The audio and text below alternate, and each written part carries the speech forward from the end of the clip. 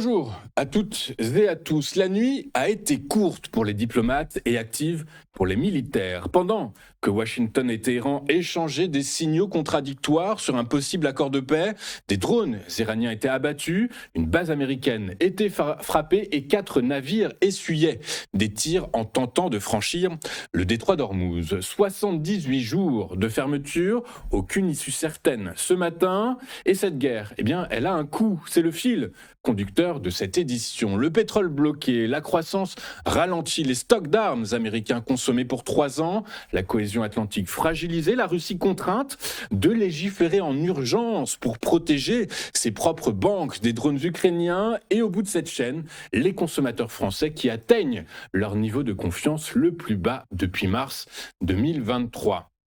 5 théâtres, un seul fil et nous commençons par le Détroit. Pendant que les diplomates négociaient hier, mercredi 27 mai 2026, les militaires, eux, frappaient. Dans la nuit, en effet, l'armée américaine a abattu 4 drones iraniens et mené des frappes sur une base dans le sud de l'Iran. Action mesurée uniquement défensive selon Washington. Les gardiens de la révolution iranienne, eux, ont riposté en ciblant une base américaine. L'armée du Koweït, elle, a repoussé des missiles et drones tôt ce matin. Le détroit d'Ormuz reste fermé et 4 navires qui tentaient de le franchir ont essuyé des tirs iraniens. Ce matin, c'est le tableau dans lequel s'inscrit le document de paix diffusé hier par la télévision d'État iranienne. Un cadre en 14 points prévoyant réouverture du détroit contre levée du blocus naval américain, gestion conjointe avec le sultanat d'Oman et retrait partiel des forces américaines. La Maison-Blanche a qualifié l'information de pure invention. Donald Trump, lui, a semé la confusion une fois de plus en menaçant de pulvériser Oman, l'allié américain censé co-gérer le détroit selon le document iranien, avant d'affirmer que le détroit n'appartiendra à personne. Marco Rubio, lui, a été plus mesuré. Des progrès, un certain intérêt, nous verrons dans les prochaines heures, a-t-il précisé. Le programme nucléaire iranien est absent du document, c'est l'absence qui dit tout. Téhéran découple délibérément la réouverture du détroit de la question nucléaire pour avancer sur le terrain économique sans céder sur le stratégique. Pendant ce temps, Israël a frappé plus de 150 cibles du Hezbollah au Liban, déclarant zone de combat tout le territoire au sud du fleuve Zahrani, 40 km de la frontière. Netanyahou conditionne tout accord global à sa liberté d'action contre le Hezbollah. Téhéran exige l'inverse et ces deux positions restent incompatibles ce matin. Un accord est peut-être plus proche qu'hier, une escalade militaire aussi. Mais pendant que les frappes se succèdent, la vraie question, elle, vous allez le voir, elle n'est pas militaire, elle est financière et elle tient en un chiffre.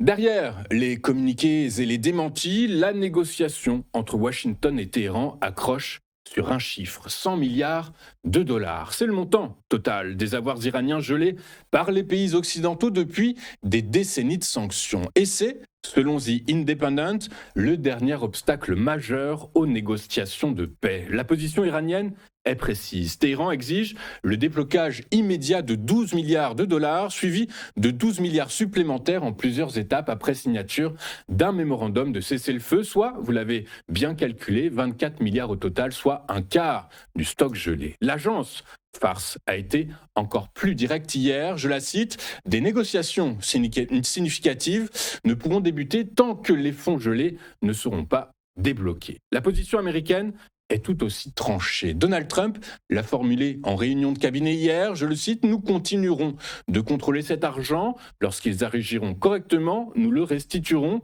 mais pas maintenant », a-t-il dit.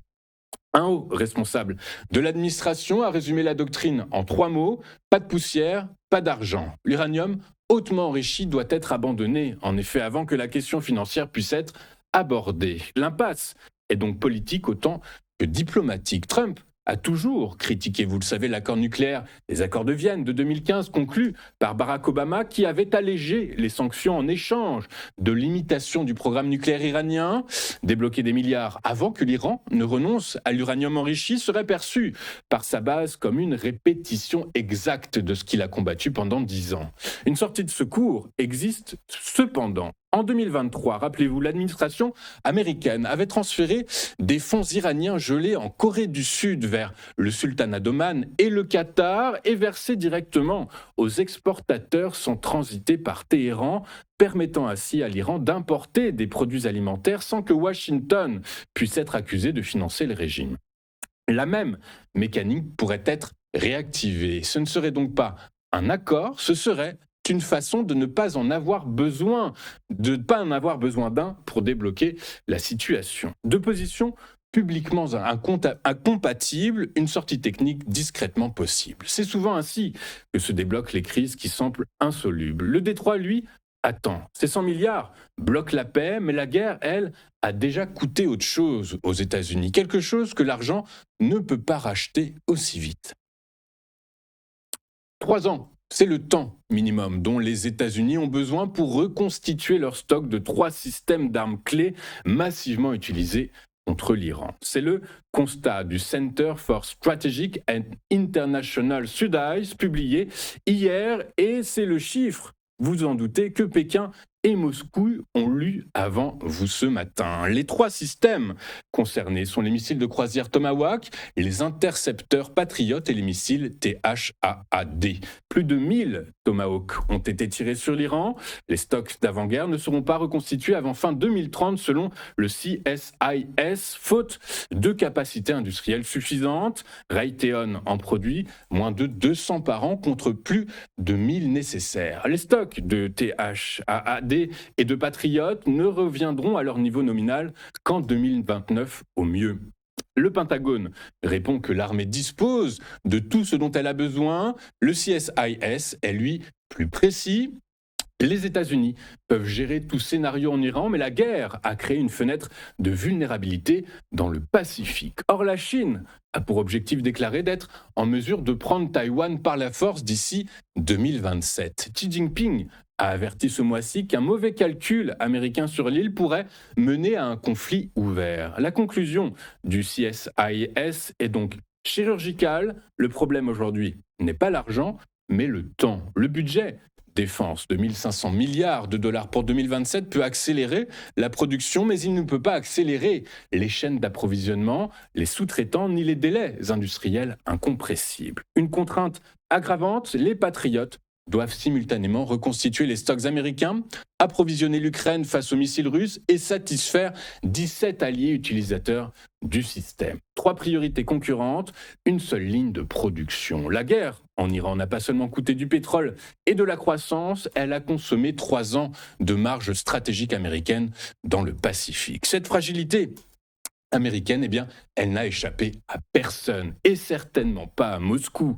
Mais Moscou, elle, a ses propres fragilités, et elle s'affiche désormais dans les textes de loi. Un détail législatif adopté mardi dernier par la Douma, le Parlement russe, en dit plus long sur l'état réel de la guerre que n'importe quel communiqué militaire. La Russie vient en effet d'autoriser sa banque centrale, Sberbank, et ses services postaux à déployer leur propre système anti-drone et à armer leur personnel. Traduction, l'État russe ne peut plus garantir seul la protection de ses infrastructures financières critiques sur son propre territoire. C'est un aveu stratégique d'une portée considérable. Les frappes ukrainiennes à longue portée opérées via Starlink ont contraint Moscou à privatiser partiellement sa défense antiaérienne intérieure, chaque institution finançant désormais ses propres systèmes de brouillage et d'interception. Ce n'est plus seulement une guerre de front, c'est une guerre qui pénètre l'économie russe jusqu'à ses institutions les plus symboliques. Les banques d'État, le premier établissement de crédit du pays, le réseau postal fédéral. 3 piliers de la souveraineté économique russe, désormais contraints de se défendre eux-mêmes. Et le signal, eh bien, il n'est pas isolé. Il s'inscrit dans une logique d'impasse militaire que les chiffres confirment. Semaine après semaine, des gains territoriaux russes en Ukraine mesurés en kilomètres carrés par mois, des pertes qui s'accumulent plus vite que les recrues, une économie de guerre qui absorbe des ressources que le front consomme sans décision. La loi adopté il y a quelques jours, en est le reflet intérieur, ce que la guerre hybride produit non pas sur les champs de bataille ukrainiens, mais dans les textes de loi votés à Moscou. Et pendant ce temps, Lavrov a officiellement notifié Washington d'une campagne de frappe systématique imminente sur Kiev, ciblant les infrastructures de drones ukrainiennes. Le message est double. Afficher une capacité offensive intacte tout en légiférant en urgence sur la protection de ses propres banques contre ces mêmes drones. C'est la définition même d'une guerre d'usure symétrique où chaque camp frappe ce que l'autre ne peut pas se permettre de perdre. Une loi ne suffit pas à mesurer l'état d'une armée. Pour ça, il faut les chiffres, et les chiffres de la guerre russe en Ukraine sont très brutaux. Vladimir Poutine est pris en étau. Tenir une guerre dont le coût devient insoutenable. Ne pas ordonner de mobilisation politiquement suicidaire. Ne pas concéder de territoire sans perdre la face. Ne pas escalader sans perdre le contrôle. 4 contraintes simultanées, aucune sortie propre. Les chiffres sont en effet brutaux. Selon le Center for Strategic and International Studies, les forces russes ont accumulé près de 1,2 million de pertes depuis février 2022, soit, tenez-vous bien, un record pour toutes les grandes puissances depuis la Seconde Guerre mondiale. En 2026, Moscou encaisse environ 1000 pertes par jour pour 800 à 930 recrues, soit un déficit structurel hebdomadaire irréversible à court terme. La mobilisation forcée reste la seule issue arithmétique, mais c'est aussi le tabou absolu depuis 2022 quand des centaines de milliers de Russes avaient fui le pays pour l'éviter. Poutine contourne. Décret discret, fin 2025, conscription élargie, réservistes déployés sur les infrastructures. Le mot mobilisation n'est jamais prononcé, mais sur le terrain, un signal nouveau est apparu cette semaine. Et c'est le général Andriy Biletsky, commandant du 3e corps d'armée ukrainien, l'une des unités les plus aguerries du pays, qui l'a dit sans détour depuis un poste de commandement souterrain près de Kharkiv. Je le cite, « Les 6 prochains mois sont les plus critiques ». Son diagnostic, l'armée russe épuisée, incapable de percées majeures et en train de perdre radicalement sur les communications de terrain depuis qu'Elon Musk a coupé l'accès à Starlink aux forces russes. Zelensky a annoncé la semaine dernière 600 km² repris en 2026. L'Institut pour l'étude de la guerre, lui, estime de son côté que Kiev pourrait bientôt être en mesure de mener des assauts mécanisés limitée. La technologie redessine en effet le rapport de force. L'Ukraine mène sur les véhicules terrestres sans pilote et les drones bombardiers lourds. La Russie, elle, de son côté, conserve l'avantage sur les drones à fibre optique insensibles au brouillage. Biletsky vise 30% de ses effectifs remplacés par des robots d'ici 2027. Une révolution tactique en cours, pas en projet. C'est là que réside finalement le vrai danger systémique pour Moscou. Lavrov a franchi un cap sémantique fin avril en évoquant une guerre ouverte avec l'Occident, mais cette rhétorique d'escalade masque une réalité inverse sur le terrain. Une armée qui n'avance plus comme il y a un an, des commandants de terrain décimés, une dégradation professionnelle de l'outil militaire russe, ce sont les mots de Zelensky lui-même. Vladimir Poutine ne cherche plus la victoire militaire, il cherche un contexte d'escalade suffisamment dramatisé pour rendre la mobilisation intérieure politiquement lisible, transformer ainsi une contrainte subie en choix assumé. Mais la fenêtre se referme. Si l'Ukraine consolide son initiative dans les 6 prochains mois, c'est elle qui dictera les termes d'une éventuelle trêve et non plus Moscou. Poutine cherche une fissure dans la cohésion occidentale. Il n'a pas eu besoin de la créer. Washington s'en est chargé. Si Poutine cherche une fissure dans la cohésion atlantique, Washington vient de lui en offrir une, mesurable, documentée, chiffrée. Le Pentagone a en effet confirmé en mai 2026 une réduction d'un tiers à la moitié des capacités militaires affectées à l'OTAN en cas de conflit, bombardiers stratégiques, forces navales, avions ravitailleurs. Ce ne sont pas des effectifs de garnison, ce sont les actifs qui rendaient crédible la réponse américaine en cas d'agression, ce qui transformait la promesse de l'article 5 en capacité réelle d'intervention. Toujours, le Center for Strategic and International Studies a publié hier le chiffre qui donne à cette réduction toute sa portée. 3 ans minimum pour reconstituer les stocks de 3 systèmes clés massivement utilisés contre l'Iran, plus de 1000 missiles Tomahawk tirés. Les stocks d'avant-guerre, comme on l'a vu, ne seront donc pas reconstitués avant fin 2030, faute de capacité industrielle. Raytheon en produit moins de 200 par an. Et les intercepteurs THD Patriot ne reviendront pas à leur niveau minimal qu'en 2030 au mieux. Et les patriotes doivent simultanément reconstituer les stocks américains, approvisionner l'Ukraine face aux missiles russes et satisfaire 17 alliés utilisateurs. Le Pentagone répond que l'armée dispose de tout. Le CIS est plus précis. Le budget de défense américain de 1500 milliards de dollars pour 2027 peut accélérer la production, mais comme on l'a vu, il ne peut pas accélérer le temps. La fenêtre de vulnérabilité tombe au pire moment. La Chine a pour objectif déclaré d'être en mesure de prendre Taïwan par la force d'ici 2027. Xi Jinping a averti ce mois-ci que le rôle américain deviendrait très précis. La séquence est désormais lisible dans son ensemble. Poutine teste la résolution européenne via des opérations hybrides sur les pays baltes. Washington réduit précisément les capacités qui rendraient ces opérations coûteuses. Et la guerre en Iran n'a pas seulement coûté du pétrole et de la croissance, elle a consommé 3 ans de marge stratégique américaine dans le Pacifique. Le risque n'est pas une guerre décidée, c'est une guerre rendue possible par un vide que les décisions de chacun alimentent séparément sans que personne n'en assume collectivement la responsabilité. Le sommet de l'OTAN à Ankara en juillet prochain sera le premier test. L'agenda est fixé, les réponses, elles, ne le sont pas encore. Cette guerre ne se joue pas seulement sur les fronts militaires ou dans les salles de négociation, elle se joue aussi dans les ports et les douanes pour quelques milliers de puces électroniques. Taïwan a en effet procédé la semaine dernière à l'arrestation de 3 personnes, dont un vice-président senior de Supermicro, l'un des principaux fabricants de serveurs d'intelligence artificielle au monde. Le chef d'accusation, avoir exporté clandestinement des serveurs équipés de puces Nvidia soumises aux restrictions américaines vers la Chine continentale en les faisant transiter par le Japon via des faux documents douaniers. C'est la première poursuite pénale publique à Taïwan liée au contournement des contrôles à l'exportation sur les puces d'IA.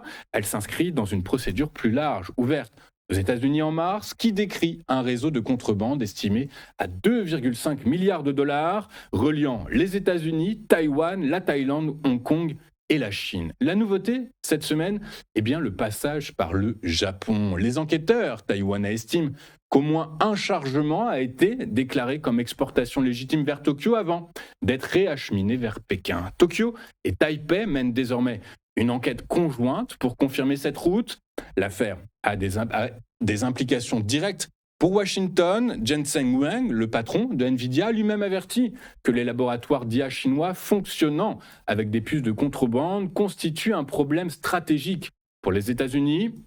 Ces arrestations donnent à cet avertissement une réalité judiciaire concrète et forcent le Japon, allié clé du dispositif américain de contrôle des semi-conducteurs, à renforcer ses propres contrôles à la réexportation. La guerre des puces ne se joue donc pas seulement dans les usines de TSMC ou dans les décrets de Washington, elle se joue aussi dans les ports de Keelung et les douanes de Tokyo. Guerre militaire, guerre technologique et au bout de la chaîne, une réalité que les Français mesurent chaque mois dans leur portefeuille. L'INSEE l'a confirmé hier, mercredi 27 mai 2026. La confiance des consommateurs français a chuté à 82 points en mai contre 84 points en avril. Son niveau le plus bas depuis mars 2023. Et derrière le chiffre, un mécanisme direct. La guerre en Iran entre dans les foyers français par la facture d'énergie et l'incertitude sur l'emploi. Les ménages dégradent leur perception de leur situation financière, passée et future. Les intentions d'achat importants s'effondrent, le report de dépenses s'installe. Tant que le détroit d'Ormuz reste fermé, tant que le pétrole se maintiendra durablement au-dessus de $100, eh bien les Français arbitreront et ils attendront surtout. Une nuance à retenir, le risque de spirale inflationniste rapide reste limité en France, où les prix progressaient faiblement avant le début du conflit. Mais l'érosion de confiance, elle, fait des dégâts sans avoir besoin d'inflation. Elle suffit d'ailleurs à geler la consommation, premier moteur de la croissance française. Le contexte aggrave la fragilité. L'économie avait déjà ralenti en 2025 sous l'effet des restrictions budgétaires. La croissance est restée atone depuis 2026 et la BCE devrait se prononcer sur ces taux le mois prochain. Les marchés, d'ailleurs, à ce sujet, anticipent, je vous le rappelle, un statu quo, mais une surprise à la hausse alourdirait le crédit et la dette des entreprises dans une économie sans marche. Dans le reste de la zone euro, la confiance a légèrement rebondi en mai selon Eurostat, portée notamment par l'Allemagne et l'Espagne. Une fois de plus, la France fait exception. Les chiffres définitifs européens tomberont tout à l'heure. Avant de faire un point sur la performance des principaux actifs mondiaux, regardons ce à quoi les investisseurs seront attentifs aujourd'hui. Et en ligne de mire, eh bien, c'est du côté des États-Unis qu'il faudra se tourner puisque les autorités américaines publieront leurs données, leurs chiffres sur l'inflation PCE. Vous savez, l'inflation PCE est le type d'inflation et la mesure privilégiée par la Réserve fédérale américaine pour comprendre l'évolution des prix outre-Atlantique. C'est tout à l'heure à 14h30, également une première estimation du PIB pour le T1 du PIB américain pour le premier trimestre. Les nouvelles inscriptions hebdomadaires au chômage et les ventes de logements neufs seront à suivre de très près, outre inévitablement toujours la géopolitique et l'évolution des avancées dans les négociations de cessez-le-feu entre les États-Unis et l'Iran. Je vous rappelle que cette nuit et ce matin, des tirs ont été entendus et validés, vérifiés et commentés et documentés, ce qui jette le trouble sur la probabilité d'un accord très bientôt. Jetons à présent un coup d'œil sur la réaction des grandes places financières mondiales lors de la séance d'hier.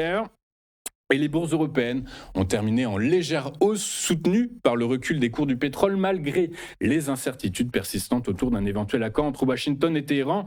Sur le détroit d'Ormuz, le CAC 40 a gagné 0,43%, le DAX 0,13% et le FTSE 0,13% également. Les investisseurs ont oscillé entre optimisme prudent et doute après des informations contradictoires sur l'état des négociations. Les prix du pétrole ont poursuivi leur repli, favorisant, vous l'avez compris désormais, un regain d'appétit pour le risque. Les marchés restent toutefois préoccupés par le risque inflationniste et par un durcissement attendu des politiques monétaires des grandes banques centrales de la planète. Wall Street, de son côté, a terminé en légère hausse hier, les investisseurs affichant davantage de prudence après les récents records des indices américains.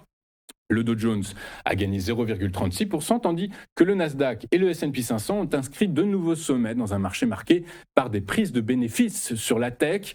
Les espoirs d'un accord durable entre Washington et Téhéran ont continué de soutenir la tendance, aidés par la baisse des prix de l'énergie qui a favorisé les compagnies aériennes et les valeurs du tourisme.